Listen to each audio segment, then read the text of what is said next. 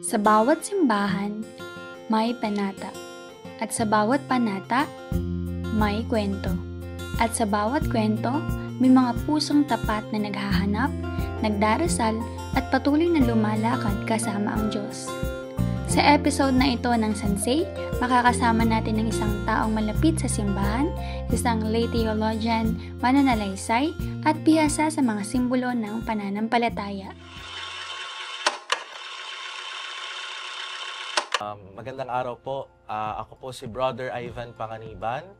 Ang isa sa mga naging bunga nito is yung ginawa ko na book in 2021. It's entitled The Role of Shrines in View of the New Evangelization. If we're going to have a simpler definition of what a basilica is, I would consider it as a second cathedral in every. This is Sansay, Season 7, and welcome to another episode with Brother Kendrick Ivan Panganiban, Lay Secretary and Research Chair of Association of Catholic Shrine and Pilgrimage of the Philippines. So, malaking eye-opener yon para sa ano. Maganda rin po yung sinasabi nyo. No? Tutuloy ko po mamaya tungkol sa pilgrimage naman kasi kasama rin ng pangalan ng grupo nyo. No? Yes. Pero medyo may mga sinasabi kayong klase ng simbahan na eh. Baka siguro bigyan natin sila ng basic. Ano ba itong mga simbahan? From a parish church to a cathedral to a minor basilica. So, nanonotice namin in social media na marami naglalabas ng mga catechisms on what are the different kinds of churches. But whenever we give formation programs to our shrines, we make sure that we allow them to see yung pinaka-exact or concise na meaning ng iba't ibang mga simbahan. That's why we cluster them into two. There are two clusters of churches. Merong shrines. So the shrines are a different cluster, and we've explained a while ago what shrines are, what are the different levels of shrines. Then we have the second cluster, which are what we call the diocesan churches. The diocesan churches are churches that we normally see inside a diocese. Of course, the most prominent and well-known of all these churches in the diocese is the cathedral. So the cathedral is the mother church of all of the parishes across a diocese. And that is also the reason why the diocese is named after the place where the cathedral is. So for example, even if the capital, for example, city of Batangas is Batangas City, since the cathedral of the archdiocese is in Lipa City, so it's called Archdiocese of Lipa. So this is the center of all of the churches in a certain diocese, the cathedral. And it becomes so because of the cathedra. So you're just going to remove the letter L. So what is that? That is the seat, yung upuan, the seat of the bishop that allows him to have the authority to teach, to govern, and to sanctify in that particular diocese. Then, of course, we have all of these parishes. These parishes are churches that cater to different communities. So, meron siyang territorial jurisdiction. And most of those territorial jurisdictions, meron silang smaller churches, which we now call as chapels. So, there are chapels that form a certain parish. Then, the church at the center of that is the parish church. Pero, between the cathedral and the parish, there's actually one more kind of church. And that church is what we call the minor basilica. So a basilica is different from a shrine in the sense that magkaiba sila ng function. Although both churches are often visited by people, basilica is different in the sense that it is not focused on devotion. Diba, we explained a while ago na devotion ang priority ng isang shrine. Pero sa basilica actually, ang focus ng isang basilica is liturgy. Yung proper implementation ng Roman liturgy. Kaya nga for example, when you're going to inspect or you're going to evaluate the basilica, you don't evaluate it with the number of people coming. You're actually going to evaluate their performance when it comes to liturgical services. So, how many masses, how many confessions, gaano karami ang pare, how solemn are the celebrations here? Do they follow strict rules of the Roman liturgy? So, meron ding, for example, diba sinasabi na yung basilica ay churches that are close to the Pope.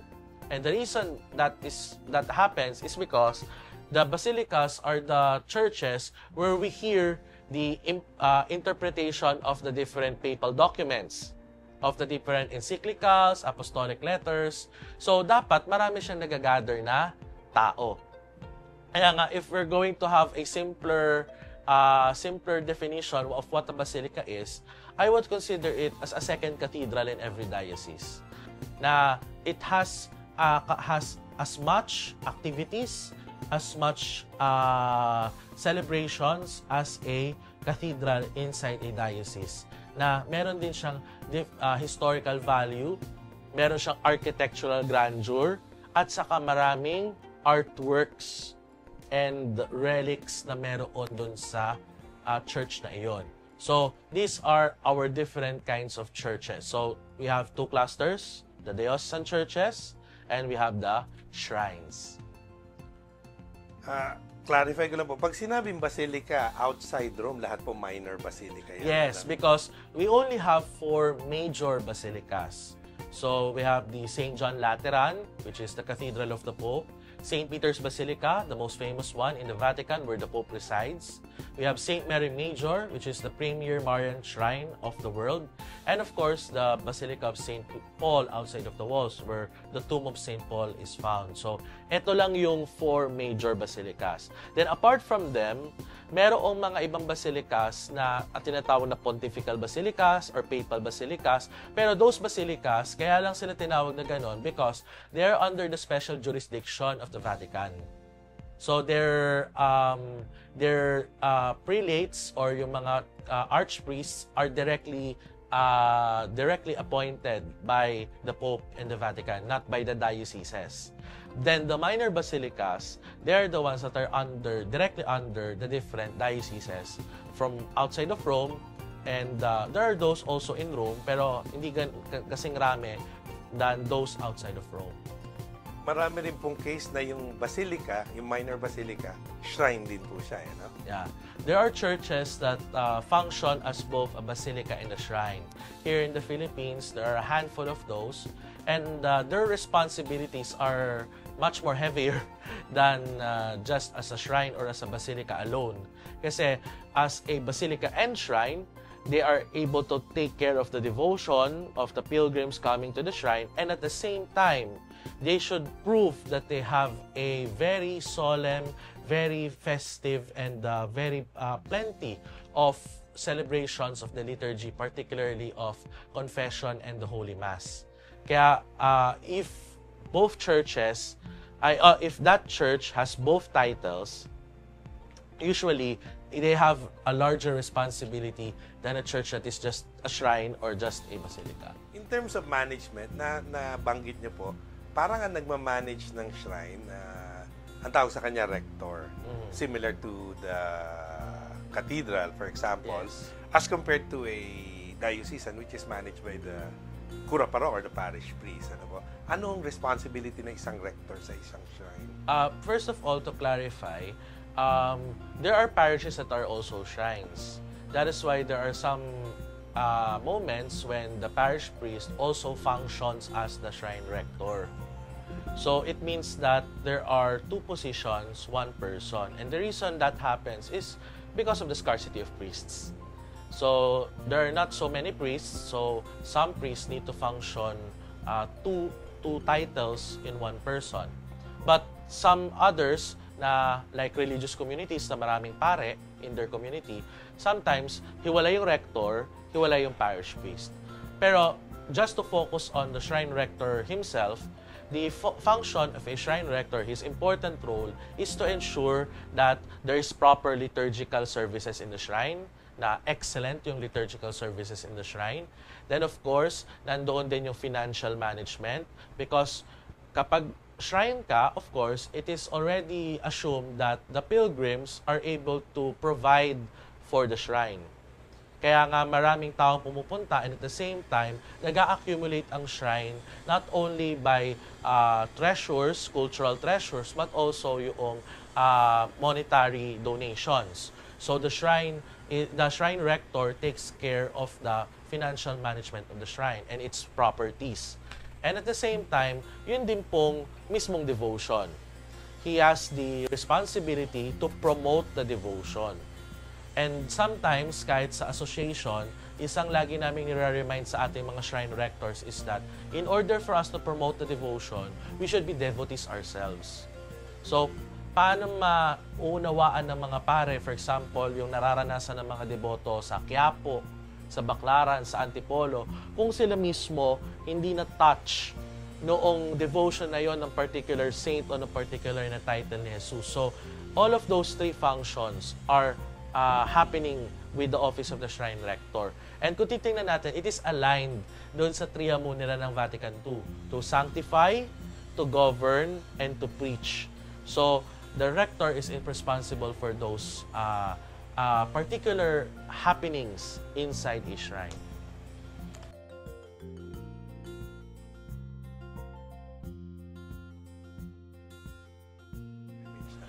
Kapag sinabi nating devotion, ito yung mga external practices, ito yung mga gawain natin na doon tayo bumubuo ng panata sa isang patron.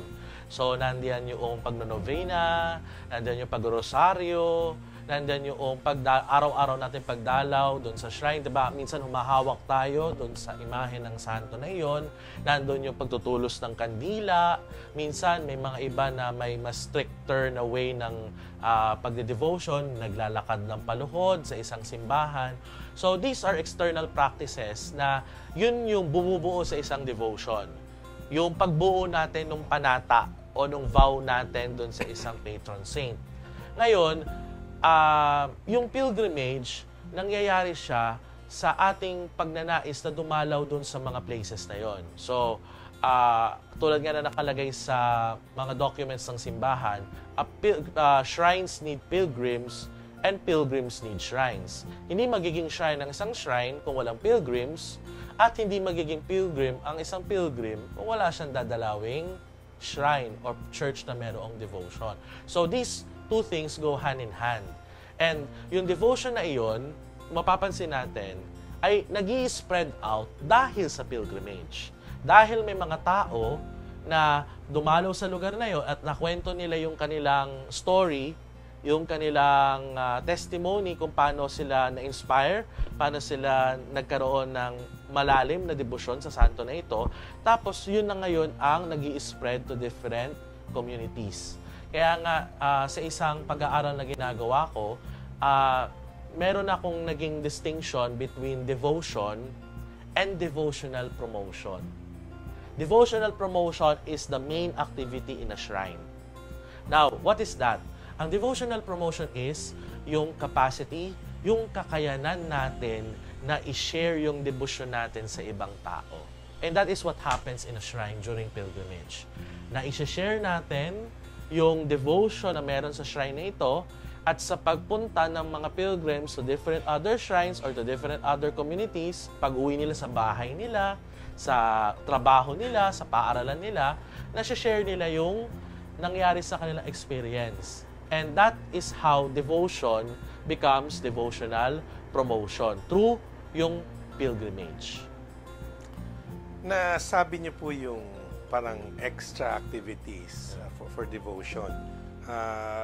Sa grupo niyo po ba, sa ACSP, paano niyo tinitignan yung may mga devotion kasi katulad niyan, parating na naman ng Semana Santa. Yes.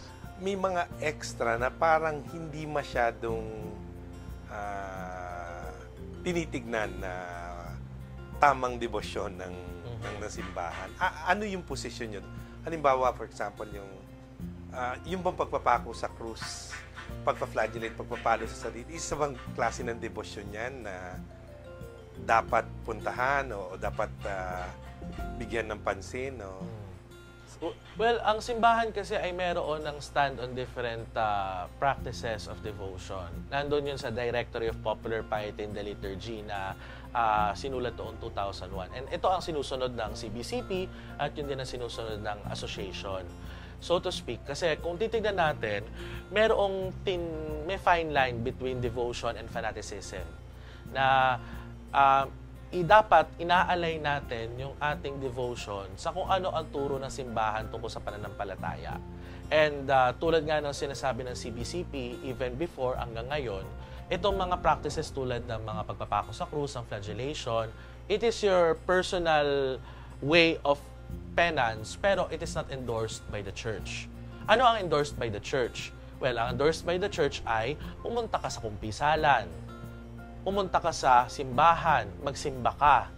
Kasi, bakit? Because all of these devotions, kung meron tayong other term for devotions, like yung mga ginagamit natin na images, ginagamit natin ng mga rosaries and all, di ba ang tawag natin sa kanila ay sacramentals. And from the word itself, sacramentals, ibig sabihin, these are objects, devotions na dapat nagdadala sa atin tungo sa mas malaking bagay, which is ano? Yung sacraments. So the sacramentals functions as ways in order for us to bring people towards the sacraments. Kaya nga, there was a time kapag sinishare ko sa mga lay ministries natin ng mga shrines, yung shrine ministries, sabi natin minsan is, kapag kunwari ang isang deboto ay mahilig magprosesyon, mahilig magtulos ng kandila, mahilig maglakad ng paluhod, di naman nagsimba. O kaya naman mahilig mag-pilgrimage, mahilig magpenitensya, gumagawa ng napakaraming forms of external flagellation or anuman, di naman nangumpisal. So, parang it becomes incomplete. Kasi it is parang nagkaroon ng disparity, nagkaroon ng pagkakahiwalay doon sa itinuturo ng simbahan, doon sa kung saan dapat tayo dinadala ng mga debosyon. Kaya for us, mahalaga sa atin yun na dapat magkaroon ng balance doon sa external practices kasi para hindi tayo madala sa fanaticism, para madala tayo doon sa tunay na goal ng isang debosyon. At ano yon? Na madala tayo ng devotion na iyon sa simbahan, sa mga sakramento ng simbahan. And that is important for us kasi kapag nangyari yon, doon natin makikita na fulfilled ang pilgrimage, fulfilled ang purpose ng isang devotion.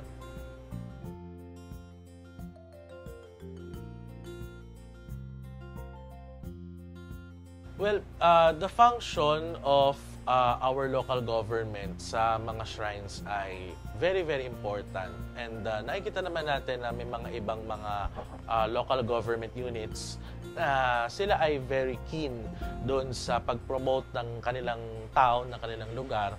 Kaya they support whenever merong mga simbahan na nade-declare bilang shrine. Pero it usually is different cases. Kumbaga, it goes on a case-to-case basis. Kasi it depends doon sa priorities ng mga administration ng mga LGU. Pero, it does not actually, kumbaga, hindi siya gumagawa ng problem doon sa separation of church and state in a sense. Kasi, ang laging involvement ng LGU sa isang shrine ay cultural. So, because the shrine has an impact in the culture of a certain people, sa kultura ng mga tao ng isang lipunan, kaya nagkakaroon din ng involvement itong local government. And they are involved there through tourism. So, nakikita naman namin na mahalaga yung nagiging role ng government dito. And that happens when there is a good collaboration between our church, the rector, and the community with the government leaders na meron tayo.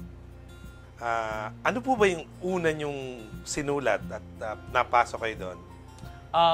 Yung aking pong first book, The Role of Shrines in View of the New Evangelization, nagsimula actually siya as thesis nung nag-aral ako ng theology sa Bulacan. And ang main inspiration ko doon is 1 year before ako nag-thesis, I was assigned in a parish And nakita namin yung napakaraming devotion sa mga tao doon.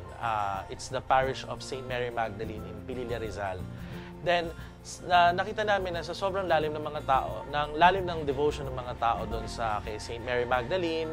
Tapos meron din sila malalim na devotion kay doon sa Santo Enchero. So, nagkaroon kami ng way in order to channel these devotions na mas pupuntahan pa ito ng mga tao from that place at naging shrine siya. We were able to successfully petition this church into a shrine. Thus from there, ito yung nakita ko na model na pwedeng i-promote, pwedeng i-gawing proposal sa iba't ibang mga shrines across the country. Kaya binuo ko itong book na The Role of Shrines. And so happen na nag-pandemic, diba, noong 2020 to 2021. So, nagkaroon ako ng opportunity na talagang tutukan yung work na ito hanggang sa na-produce ko ito as a book noong 2021. Then, kahit ako, I was surprised na talagang ang daming nagkaroon ng interest, especially sa mga shrines natin. Kasi whenever we come to the shrines, especially sa mga malalayo na shrines, ang sinasabi nila sa amin, ang alam lang namin title siya, hindi naman namin alam na meron pala siyang entailed the responsibility. From the book itself, na parang finormat namin siya na para siyang manual, nakita nila yung 7 aspects of a shrine. So, yun yung isang pinopromote ko dun sa libro na we have 7 aspects of a shrine in the church. Na it is a center of worship, na maraming pumupunta dito para magmisa, magsimba, mag-confession, tapos dapat excellent yung liturgical services. Center of proclamation, kung saan nagkakaroon ng bold preaching, ng eloquent preaching of the Word of God. Tapos nandoon din yung social media, promotion through social media. Center of devotion, kung saan naroon yung kakayanan ng shrine to promote the devotion through different practices, yung mga traditions. Tapos nandyan din yung souvenir shop, nandyan yung mga objects of devotion. Center of catechesis to pilgrims. So ito, isa namin talagang ini-introduce na sa pagpasok ng mga pilgrims sa shrine, meron dapat na mga ministers, both lay, religious, and priest, na sila yung tumutulong dun sa pilgrims to guide dun sa church para they feel welcome. Yung parang hindi yung pupunta lang sila dun, aalis na. So nagkaroon dapat ng pastoral care for the pilgrims. Then, Center for Spiritual Ecumenism, na ang shrines pala ay pwedeng maging common ground para sa unity among Christian denominations and groups.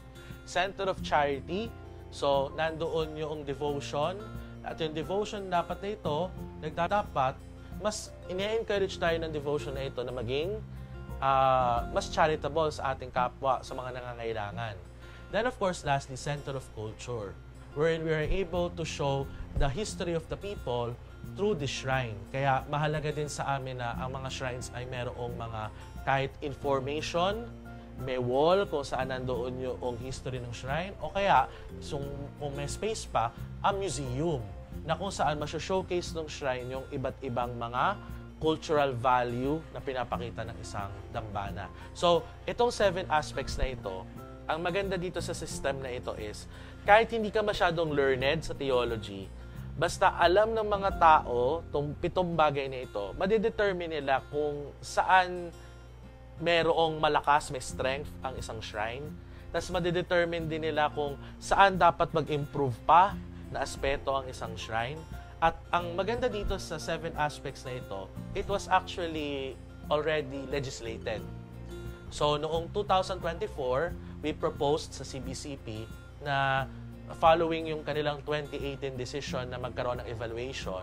So, meron na po tayong guidelines how to evaluate national shrines. And of course, the bishops are welcome to adopt these guidelines for the evaluation of diocesan shrines. And yung founding principles ng guidelines na ito ay yung ating 7 aspects of a shrine na nabuo dito sa ating libro na The Role of Shrines in the New Evangelization. Kung may interesado po sa libro niyo, saan po siya pwedeng makita or mabili? Ang ating pong book na The Role of Shrines in View of the New Evangelization ay nasa 3rd edition na po. Ito po ay published po ng Claretian Communications Foundation Incorporated o yung Claretian Publications. So, ito po ay mabibili po ninyo either dun sa mismong store nila or pwede rin po sa Lazada, Shopee at TikTok. Nakita po kasi namin maganda po ang promotion ng libro if it's available online. So, since 2021, available na po ang The Role of Shrine sa mga platforms po na ito.